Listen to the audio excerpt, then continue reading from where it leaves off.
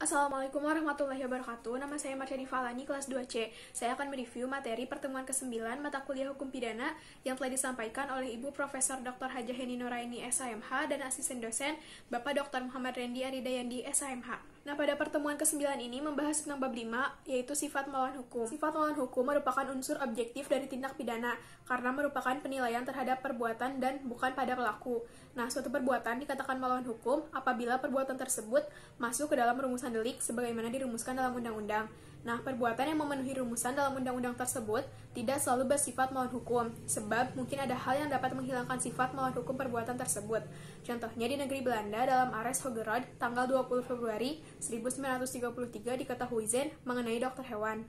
Nah, sifat melawan hukum terdiri dari melawan hukum formil dan melawan hukum material. Melawan hukum formil, itu perbuatan itu bersifat melawan hukum apabila dirumuskan sebagai tindak pidana dalam undang-undang dan diberikan sanksi. Nah, sifat melawan hukum dapat dihapus apabila diatur berdasarkan undang-undang. Jadi, melawan hukum sama dengan bertentangan dengan undang-undang tertulis. Nah, lalu melawan hukum material itu bukan hanya berdasarkan undang-undang saja, tetapi juga berdasarkan asas-asas hukum yang tidak tertulis atau living law. Nah, sifat melawan hukum dapat dihapus berdasarkan undang-undang dan atau aturan hukum yang tidak tertulis.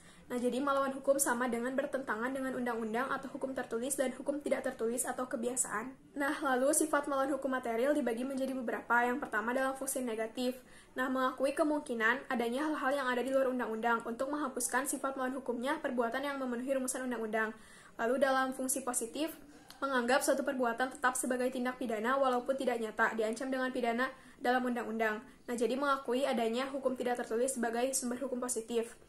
Lalu yang terakhir, sistem hukum pidana Indonesia menganut ajaran melawan hukum material dalam fungsi yang negatif. Contohnya arrest dokter hewan. Nah, lalu apakah sifat melawan hukum harus dibuktikan? Nah, apabila dicantumkan dalam rumusan tindak pidana secara tegas, maka unsur melawan hukum harus dibuktikan. Lalu apabila tidak dicantumkan secara tegas dalam undang-undang, maka ada dua pendapat. Yang pertama, dalam fungsi yang positif harus dibuktikan karena mempunyai unsur konstitutif. Ada tindak pidana apabila ada perbuatan yang bersifat melawan hukum. Lalu yang kedua, dalam fungsi yang negatif tidak perlu dibuktikan. Selanjutnya, rumusan sifat melawan hukum dalam undang-undang. Undang-undang mengatur istilah melawan hukum, alasannya adalah untuk adanya kekhawatiran apabila tidak diatur secara tegas. Orang yang berhak atau berwenang untuk melakukan suatu perbuatan sebagaimana dirumuskan dalam undang-undang akan dapat dipidana dengan istilah melawan hukum seperti diatur dalam pasal 167, 168, 335 ayat 1, dan 552 KUHP. Lalu istilah lainnya seperti tanpa mempunyai hak untuk itu pada pasal 303, 548, dan 549 KUHP.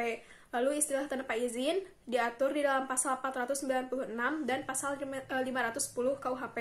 Nah, dalam melampaui kewenangannya diatur dalam pasal 340 KUHP. Lalu tanpa menghilangkan cara-cara yang ditentukan oleh peraturan umum diatur dalam pasal 429 KUHP. Sekian dari saya, terima kasih. Wassalamualaikum warahmatullahi wabarakatuh.